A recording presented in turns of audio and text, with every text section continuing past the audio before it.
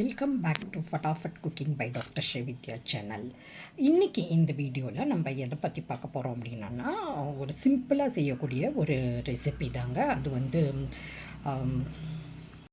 பருப்பு வச்சு செய்யக்கூடிய ஒரு உசிலி செய்கிறது வந்து ஒரு பெரிய ப்ராசஸ்ஸுங்க.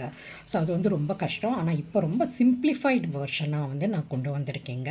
ஸோ அதை எப்படி செய்கிறதுங்கிறத நம்ம பார்க்கலாம். அதுக்கு முன்னாடி அதுக்கு தேவையான பொருட்கள் என்ன அப்படிங்கிறத பார்த்தீங்கன்னா, உங்களுக்கு தேவையான அளவுக்கு வந்து பருப்பு எடுத்துக்கோங்க. அதை வந்து தண்ணி ஊற்றாமல் ஸ்டீம் பண்ணி வச்சுக்கோங்க. அது ரொம்பவும்லாம் வேகக்கூடாது, முக்கால் பதத்தில் தான் வெந்திருக்கணும். அப்புறம் உங்கள் காரத்துக்கு தேவையான அளவுக்கு வரமிளகாய் எடுத்து வச்சுக்கணுங்க. அது தவிர பீன்ஸ் போட்டு உசிலி செய்கிறப்ப வந்து அதோட டேஸ்ட் வந்து ரொம்ப நல்லாயிருக்கும். அந்த பீன்ஸையும் நம்ம முக்கால் பதத்துக்கு வந்து நம்ம வந்து வேக வச்சுருக்கோம். ஸ்டீமிங் பண்ணுறப்ப வந்து நியூட்ரிஷன்ஸ் வந்து அப்படியே ரீட்டைன் ஆகிருக்கும்.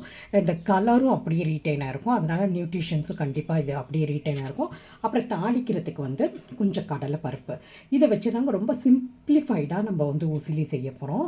உசிலி செய்கிறது வந்து ஒரு பெரிய ப்ராசஸாக இருந்துச்சு ஒரு காலத்தில். பட் இப்போ வந்து நான் சிம்பிள் வெர்ஷனில் நான் செஞ்சு காமிக்க போகிறேன். வாங்க எப்படி செய்கிறதுங்கிறத பார்க்கலாம்.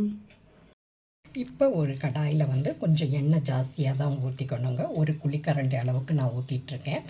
இப்போ இதில் வந்து நம்ம முக்கால் பதத்தில் வேக வச்சுருக்கோம் இல்லையா பருப்பு, அதை போட்டு வதக்க போகிறோம். அதுக்கு முன்னாடி இங்கே தாளிக்கிறதா இருந்தால் கடுகு போட்டு தாளிச்சிக்கலாம், கருவேப்பிலையும் போட்டுக்கலாம். ஏன்னா நான் பீன்ஸால் கருவேப்பிலை போட்டேன்னா கலர் தெரியாதுங்கிறதால நான் கருவேப்பிலை போடலை, கடுகும் நான் போடலை.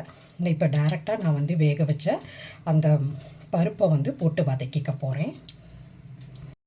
கூடவே அரைச்சி வச்சுருக்க இந்த மிளகா பொடியும் நம்ம போட்டுக்க போகிறோம். உங்களுக்கு வந்து இந்த மாதிரி அரைச்சி போட பிடிக்கல அப்படின்னா நீங்கள் வந்து கடையில் விற்கிற அந்த மிளகா பொடியை கூட நீங்கள் யூஸ் பண்ணிக்கலாம். அதையும் போட்டு நல்லா வதக்கிக்கணும். அப்புறம் வந்து நம்ம வேக வச்சு வச்சுருக்கோம் இல்லையா முக்கால் பதத்தில், அந்த பீன்ஸையும் போட்டு நம்ம வந்து பிரட்டிக்கலாங்க. பீன்ஸையும் போட்டுக்கிட்டேங்க. இப்போ வந்து கடைசியாக நம்ம என்ன பண்ணோம்னா இதுக்கு தேவையான உப்பை போட்டுக்கணும். உப்பை போட்டுட்டு ஸ்லோ ஃப்ளேமில் வறுத்துக்கிட்டே வர்றப்ப அந்த வந்து பருப்பு வந்து உதிரியாக பிரிஞ்சு வந்துடும். ஒரு 10 நிமிஷத்தில் நமக்கு வந்து உசிலி வந்து ரெடி ஆகிடும். யூஷுவல் ப்ரொசீஜரில் பண்ணுறப்ப கிட்டத்தட்ட அரை மணி நேரத்துலேருந்து 3/4 மணி நேரம் வரைக்கும் ஆகும். ஆனால் இந்த மாதிரி வெர்ஷனில் பண்ணுறப்ப வந்து உங்களுக்கு சீக்கிரமாக வேலை முடியும், டேஸ்ட்டும் அற்புதமாக இருக்கும். பாருங்கள், ஒரு 5 நிமிஷம் ஃப்ரை ஆன பிறகு உதிரியாக வர ஆரம்பிச்சிருச்சு. அதுக்கப்புறம் உங்களுக்கு இந்த பதம் போடணும் தான் இறக்கிக்கலாம், இல்லாட்டா இன்னும் கொஞ்சம் வறுத்திங்கன்னா இன்னும் உதிரியாக வர ஆரம்பிச்சிருவோங்க. ஈஸியாக நம்ம செஞ்சிடலாம். நான் 7 நிமிஷம் வதக்கியிருக்கேங்க. 7 நிமிஷத்தில் நல்லா உதிரியாக வந்துருச்சு. இப்போ வேறு ஒரு பாத்திரத்துக்கு மாற்றிக்கலாம். இப்போ நம்மளோட சுவையான ஈஸியான பீன்ஸு உசிலி வந்து ரெடி ஆகிடுச்சுங்க. இது வந்து ஒரு காலத்தில் ரொம்ப செய்கிறது கஷ்டம்.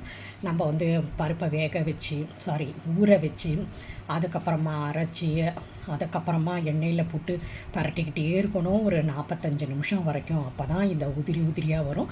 பட் ஆனால் நான் இந்த சிம்பிள் வெர்ஷனில் வந்து ஈஸியாக செஞ்சுக்கலாம். எல்லாருக்குமே உசிலி ரொம்ப பிடிக்கும். ஏன்னா இதில் ப்ரோட்டீன் நிறையா இருக்குது. இதோட காய்கறியும் சேர்த்து செய்கிறதால அதோட டேஸ்ட்டு ரொம்ப அபாரமாக இருக்கும். அது தவிர நம்ம ஸ்டீம் பண்ணுறதால இந்த காய்கறியில் இருக்கிற நியூட்ரிஷன்ஸ் எல்லாம் அப்படியே மெயின்டைன் ஆகிட்டுருக்கும். அதுதான் இதோட ஸ்பெஷாலிட்டி. இப்படி செஞ்சு சாப்பிட்றப்ப கண்டிப்பாக வந்து ரொம்ப ஹெல்த்தியான ஒரு ஃபுட்டாக இருக்கும். இந்த ரெசிபி உங்களுக்கு பிடிச்சிருந்துச்சுன்னா லைக் பண்ணுங்கள், கமெண்ட்ஸ் பண்ணுங்கள், ஷேர் பண்ணுங்கள். மறக்காமல் இதை ட்ரை பண்ணி பாருங்கள். அதே போல் மறக்காமல் எங்கள் சேனலையும் சப்ஸ்கிரைப் பண்ணிக்கோங்க. பெல் பட்டனையும் ஆல் பட்டனையும் எனேபிள் பண்ணிக்கோங்க. அப்போ தான் நாங்கள் போடுற வீடியோஸோட நோட்டிஃபிகேஷன் உடனடியாக உங்கள் கவனத்துக்கு வரும். உங்கள் வேல்யூபிளான டைமை ஸ்பெண்ட் பண்ணி எங்கள் வீடியோஸ் எல்லாம் பார்க்குறதுக்கும் கேட்குறதுக்கும் ரொம்ப நன்றிங்க. மேலும் ஒரு புதிய ரெசிபியோட உங்களை நான் வந்து மீட் பண்ணுறேன். அது வரைக்கும் உங்களிடமிருந்து விடைபெறுவது உங்கள் டாக்டர் ஸ்ரீவித்யா. நன்றி, வணக்கம்.